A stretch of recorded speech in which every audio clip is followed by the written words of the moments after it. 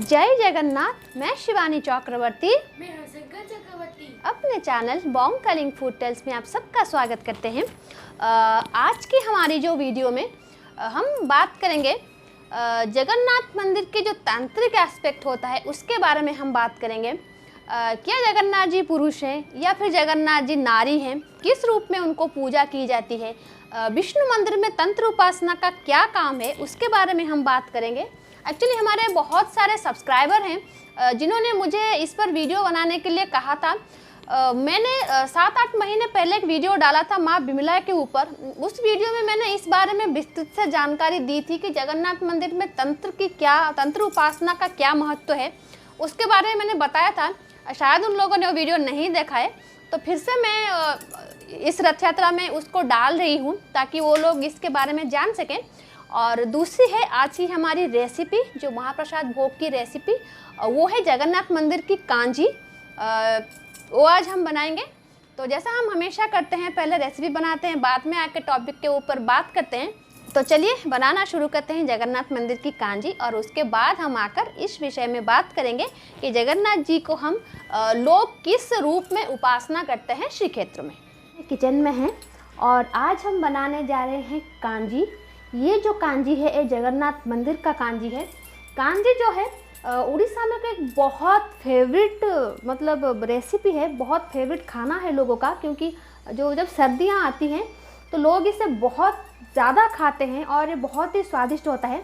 लेकिन जगन्नाथ मंदिर में जो कांजी बनता है और जगन्नाथ जी को भोग लगता है, वो उड़ीसा में जो रेगुलर कांजी बनता है वो नहीं है, उससे अलग है। क्योंकि नॉर्मली लोग जो कांजी खाते हैं, जैसा मैंने कहा सर्दियों में, उससे अलग है। वो कांजी मंदिर में नहीं लगता। उड़ीसा में जो घर में जो हम कांजी बनाते हैं उसमें जो फर्मेंटेड राइस वाटर होता है, जिसको कि तोरानी बोलते हैं, रात को पानी डाल दिया पके हुए चावल में, और सुबह उसका जो फर्मेंटेड वाटर होता है उसको यूज़ करते हैं, और उस चावल से भी थोड़ा यूज़ करते हैं, और उसमें चावल का पाउडर भी डालते हैं। तो ये होता है ऑथेंटिक उड़िया कांजी। और उसमें वेजिटेबल्स वगैरह भी जाते हैं, मूली जाता है या फिर ड्रम स्टिक जाता है या फिर भिंडी जाता है, इस तरीके के वेजिटेबल्स होते हैं जो जाते हैं। लेकिन जैसा मैंने कहा कि जगन्नाथ मंदिर का जो कांजी है वो ये कांजी नहीं है। ये वाला कांजी जगन्नाथ मंदिर में बिल्कुल भी नहीं लगता, और ना ही ये कांजी जगन्नाथ मंदिर के कांजी का प्रोसेस है। क्योंकि जगन्नाथ मंदिर का कांजी का प्रोसेस जो है वो अलग है, उसके इंग्रेडिएंट्स भी अलग हैं, बहुत मिनिमम इंग्रेडिएंट्स हैं लेकिन अलग हैं। तो जगन्नाथ मंदिर का कांजी में क्या क्या डलता है चलिए जान लेते हैं। इसमें ये जो कांजी है वो बेसन से बनता है। जिस तरीके से हम उत्तर भारत में या फिर पश्चिम भारत में कढ़ी बनाते हैं, जो बेसन डाल के जो कढ़ी बनाते हैं, जगन्नाथ मंदिर में वही कांजी के रूप में लगता है। लोगों को आश्चर्य होगा, क्योंकि जगन्नाथ जी वही खाना खाते हैं जो आसपास के लोग खाते हैं। तो वो वाला कांजी जगन्नाथ क्यों नहीं खाते, जगन्नाथ जी क्यों नहीं खाते जो उड़ीसा में बनता है?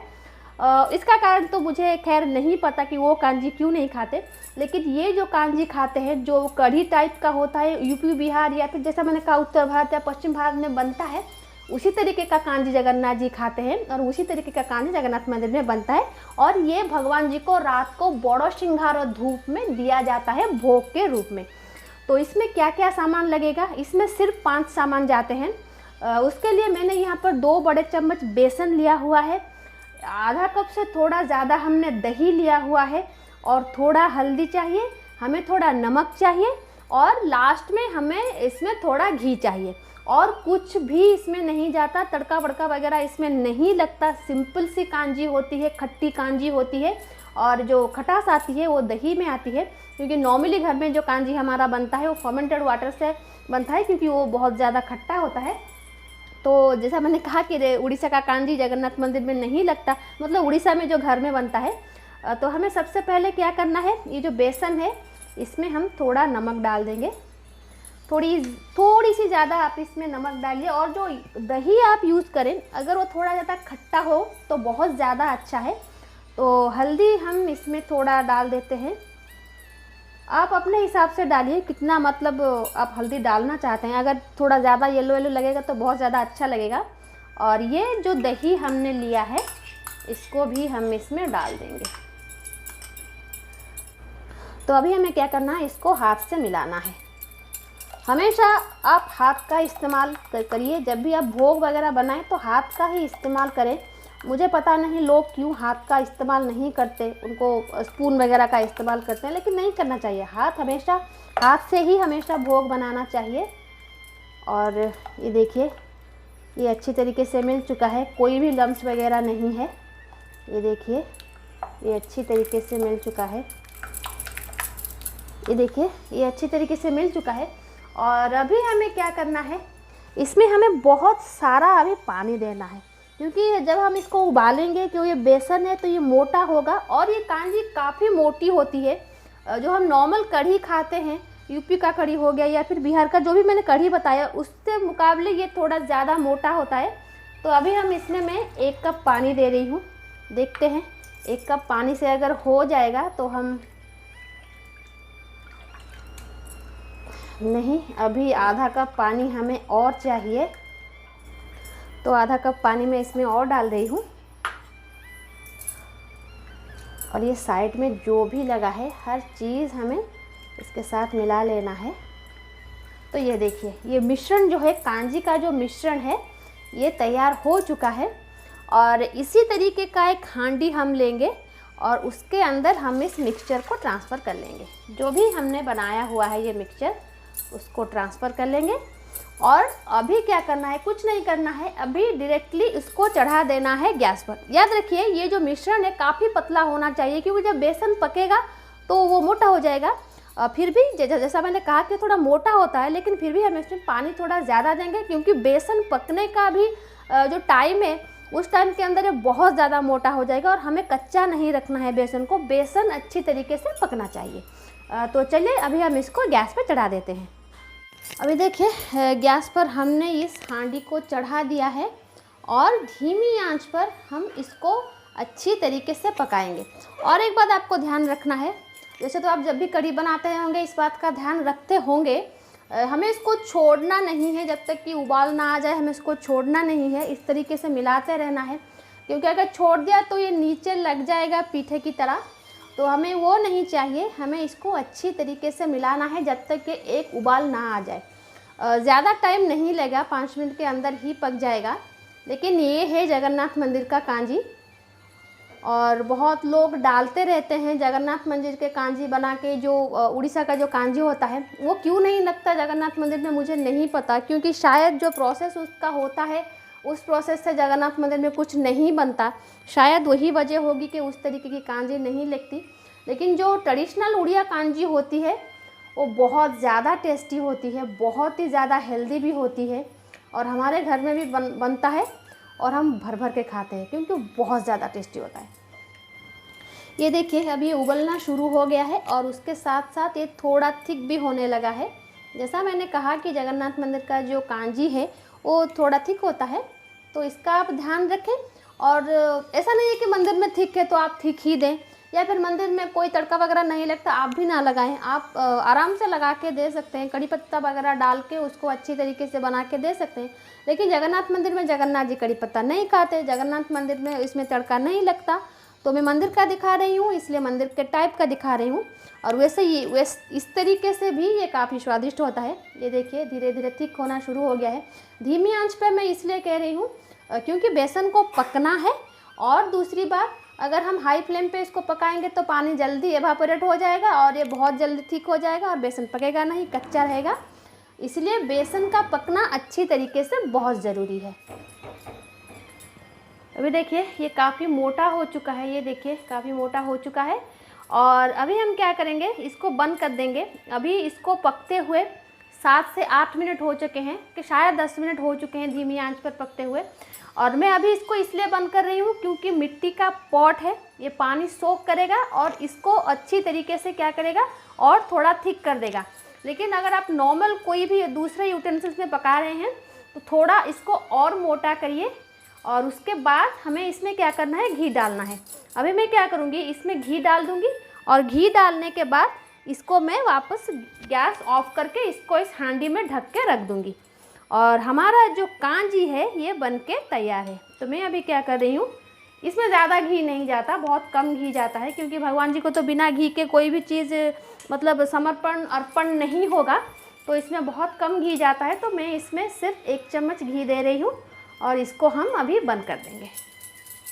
जैसा मैंने कहा मिट्टी का पॉट है, थोड़ा सोख करेगा और ये थोड़ा और ठीक हो जाएगा। तो ये देखिए जगन्नाथ मंदिर की कांजी बनके तैयार है। जैसा मैंने कहा कि कोठो भोगों में इसमें तड़का नहीं लगाया जाता, लेकिन जो भोगो मंडप भोग में आपको कांजी मिलेगी, जो सेवायत या फिर मठों की तरफ से वहाँ पर भोग दी जाती है, वहाँ पर तड़का लगा के दिया जाता है, लेकिन कड़ी पत्ते का तड़का नहीं लगा के दिया जाता। धनिया पत्ता वगैरह और मस्टर्ड ऑयल, वो मस्टर्ड सीड के साथ उसको लगा के देते हैं, लेकिन कोठो भोगों में तड़का नहीं लगाया जाता। लेकिन आप चाहें तो तड़का देकर अपने भगवान जी के पास इसको भोग लगा सकते हैं। तो ये थी आज की रेसिपी जगन्नाथ मंदिर की कांजी। तो हमने बना लिया है जगन्नाथ मंदिर की कांजी। तो आपने देखा किस तरीके से हमने बनाया है और कितना सिंपल था ये बनाना। तो चलिए जो आज का हमारा विषय है उसके ऊपर हम बात करते हैं। पहले के ज़माने में क्या होता था ना, जो भी हमारे सनातनी हिंदू धर्म है, यहाँ पर 33 करोड़ देवता की उपासना की हमारी विधि है। हम बहुत सारे चीज़ों की उपासना करते हैं, हम नेचर की उपासना करते हैं, ऑलमोस्ट जो हम नेचर है उसकी उपासना करते हैं, और नेचर में जो भी चीज़ें आती हैं हम उसकी उपासना करते हैं, उसकी पूजा करते हैं, क्योंकि वो हमें परिपोषित करते हैं। और हमारे शास्त्र, वेदों, ग्रंथों, पुराणों में इसकी जिक्र है। लेकिन हम 33 करोड़ देवता की हर किसी की मूर्ति बना के पूजा नहीं करते। पहले के ज़माने में क्या होता था, लोग विभाजित हो गए थे। जो विष्णु की उपासना करते थे वो महादेव की उपासना नहीं करते थे, जो महादेव की उपासना करते थे वो भगवान विष्णु की उपासना नहीं करते थे, क्योंकि जो वैष्णव होते थे उन्हें ऐसा लगता था कि भगवान विष्णु की जो उपासक हैं वो महादेव की उपासना इसलिए नहीं करेंगे क्योंकि महादेव की जो दिनचर्या है वो अनार्य है, मतलब जो आर्य हैं, जो सभ्य हैं, वो भगवान की, महादेव की उपासना नहीं कर सकते, क्योंकि वो स्मशान में रहते हैं। वो उसी तरीके की दिनचर्या जैसी होती है जो भगवान विष्णु के उपासकों को अच्छा नहीं लगता था। इसी तरीके से जो भगवान विष्णु के उपासक थे उन्हें वैष्णव कहा जाता था, वो वैष्णव मत के थे। जो भगवान महादेव की उपासना करते थे वो शैव थे, और जो देवी भगवती की उपासना करते थे वो शक्त थे, शाक्त कहते थे उनको। और जो भी पूजा पद्धति होती थी, जो महादेव और देवी भगवती की जो पूजा पद्धति होती थी और जो भगवान विष्णु की पूजा पद्धति होती थी, या फिर जो भी किसी दूसरे भगवान की पूजा पद्धति होती, उसको 2 हिस्सों में बांटा गया था। एक होता है अगम और दूसरा होता है निगम।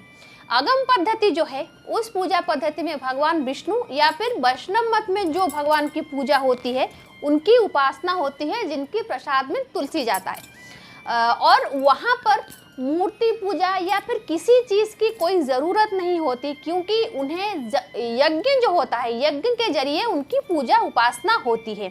जैसे हम इंद्रदेव की पूजा करते हैं, वरुण देव की पूजा करते हैं, उनकी तो कोई मूर्ति नहीं होती है ना, तो उनको यज्ञ के जरिए उनकी पूजा की जाती थी, भगवान विष्णु की, भगवान ब्रह्मा की। तो ये होता था अगम पूजा पद्धति। और दूसरा होता था निगम पूजा पद्धति, जो कि तांत्रिक पूजा पद्धति होती है। उसमें भगवान महादेव और देवी भगवती के सारे रूपों की पूजा होती है। जो भी तंत्र परंपरा होती है उसमें आपको या फिर मूर्ति की ज़रूरत पड़ती है, वो चाहे किसी धातु से बनी हो, प्रस्तर से बनी हो, या फिर मिट्टी से बनी हो, या फिर कोई पट्ट चित्र हो, मतलब किसी कहीं पे चित्र अंकित हो, वहाँ पर एक मूर्ति की आवश्यकता होती है। बिना मूर्ति के आप निगम पूजा पद्धति नहीं कर सकते, जो कि पंचकर्म पद्धति का एक हिस्सा है। तो जगन्नाथ मंदिर जो है, हम सब मानते हैं कि वो मंदिर जो है भगवान विष्णु के एक अवतार। वैसे तो जगन्नाथ जी तो अवतार नहीं, अवतारी हैं, लेकिन क्योंकि वो भगवान विष्णु को वहाँ पर रिप्रेजेंट करते हैं, तो ये माना जाता है यहाँ पर भगवान वो वैष्णव भगवान है, भगवान विष्णु है। लेकिन जगन्नाथ स्थली एक ऐसी जगह है जहाँ पर बौद्ध भी उन्हें अपना मानते हैं, मुस्लिम भी उन्हें अपना मानते हैं, जैन भी उसे अपना मानते हैं, शबर आदिवासी उन्हें अपना मानते हैं, शिव की उपासना करने वाले उनको अपना मानते हैं, और शाक्त भी उन्हें अपना मानते हैं। क्योंकि उड़ीसा जो है पूरे भारत में एक ऐसा राज्य है जहाँ पर जो राजा होते थे वो शैव और शाक्त और वैष्णव तीनों होते थे, और तीनों पंथों को वो परिपोषित करते थे। और इसी वजह से जगन्नाथ मंदिर जो है वो सारे पंथों का एक समाहार है। जो जैसा मैंने कहा कि विष्णु की उपासना करते हैं, वो उनको मानते हैं विष्णु, लेकिन उड़ीसा को छोड़ के जहाँ पर भी विष्णु मंदिर हैं वहाँ पर जगन्नाथ मंदिर की जो पूजा पद्धति होती है वो फॉलो नहीं की जाती। वहाँ पर परम वैष्णव मत से पूजा होती है। लेकिन जगन्नाथ मंदिर की जो पूजा पद्धति परंपरा होती है उसमें पंचकर्म क्रिया आड़ होता है, जो कि तांत्रिक पद्धति का एक हिस्सा है। दूसरे किसी भी विष्णु मंदिर में पंचकर्म क्रिया की मतलब वो चीज़ें आड़ नहीं होती। पंचकर्म क्रिया है, उसमें आपको नॉनवेज भी है, उसमें आप में सूरा भी है, उसमें कुछ तरीके के अन्न हैं, या फिर कुछ अन्न में कुछ ऐसी चीज़ें जाती हैं जो भगवान को अर्पित नहीं होती विष्णु मंदिर में। वो या तो तंत्र पूजा के हिस्से में जो भी मंदिर होता है वहाँ पर होती है, या फिर महादेव के मंदिर में होता है। और हो गया नृत्य। तो जगन्नाथ मंदिर में क्या होता है ना, आपने जहाँ पर भी देखा होगा शक्तिपीठ जहाँ पर होंगे वहाँ पर शक्ति के साथ भैरव होते हैं। लेकिन क्योंकि बिमला यहाँ पर जो है, जो पुरी में अधिष्ठात्री देवी हैं पुरी मंदिर की, वो बिमला हैं, वो शक्ति का रूप है, तो यहाँ पर उनके भैरव के रूप में जगन्नाथ जी हैं, उनके भैरव के रूप में यहाँ पर महादेव नहीं हैं। और सारे जो भी तंत्र शास्त्र हैं उनमें पुरुषोत्तम क्षेत्र में बिमला के भैरव के रूप में यहाँ पर भगवान जगन्नाथ जी को बताया गया है। बेशक वहाँ पर महादेव के मंदिर है, महादेव वहाँ पर विराजमान हैं, लेकिन भैरवी के भैरव के रूप में वहाँ पर जगन्नाथ जी वहाँ पर है। ये हो गया। और दूसरा, जगन्नाथ जी की जो भी पूजा पद्धति है उनको क्लिंग मंत्र में पूजा की जाती है। आप सबको पता होगा कि नहीं, मुझे नहीं मालूम। क्लिंग होता है माँ काली का मंत्र, तो क्लिंग मंत्र में जो क्लिंग होता है, और गोविंद दशाक्षरी मंत्र है, उसके साथ क्लिंग मंत्र में जगन्नाथ जी को पूजा की जाती है। और शास्त्र में लिखा है, उग्र तारा शूलपाणि सुभद्रा भुवनेश्वरी नील दारु तू साक्षात जगन्नाथ दक्षिण कालिका। मतलब जो शूलपाणि है, जो भगवान बलभद्र है, शूलपाणि जिन्हें कहा जाता है, उनको यहाँ पर उग्र तारा के रूप में बताया गया है। देवी सुभद्रा को भुवनेश्वरी और प्रभु श्री जगन्नाथ को दक्षिण कालिका के रूप में यहाँ पर पूजा है। अकॉर्डिंग टू तंत्र शास्त्र, जो भी तंत्र शास्त्र है वहाँ पर पुरुषोत्तम क्षेत्र की वर्णना है। क्योंकि उड़ीसा में 2 तंत्र पीठ हैं जो बहुत फेमस है। एक है माँ बिरजा, जो माँ देवी शक्ति का नाभि वहाँ पर गिरा था, वो एक शक्ति, वो 51 शक्तिपीठों में से एक है। लेकिन बिमला 51 शक्तिपीठों में से एक नहीं है, लेकिन ये एक शक्तिपीठ है, यहाँ पर तंत्र पीठ है, यहाँ पर देवी बिमला का उपासना होता है। और यहाँ पर जगन्नाथ जी को, जैसा मैंने कहा कि भैरव में रूप में तो उपासना होती है, और कुछ तंत्र शास्त्र के हिसाब से यहाँ पर भैरवी रूप में भी जगन्नाथ जी को उपासना की जाती है। और तीसरा चीज़ है जहाँ पर लोग यहाँ पर मानते हैं कि ये मतलब तंत्र पीठ है, जगन्नाथ जी को जो भी भोग लगते हैं उसमें बहुत सारे चीज़ों में उड़द दाल का इस्तेमाल होता है, जो कि भगवान विष्णु को उड़द दाल की कोई भी बनी चीज़ अर्पण नहीं की जाती। अकॉर्डिंग टू वैष्णव मत, भगवान विष्णु को कोई भी उड़द दाल की बनी हुई चीज़ नहीं दी जाती। और बलि की परंपरा बिल्कुल भी नहीं होती कोई भी विष्णु मंदिर में। लेकिन साउथ इंडिया में कुछ जगह हैं जहाँ पर भगवान नरसिंह जो हैं वहाँ पर उनको बलि दी जाती है।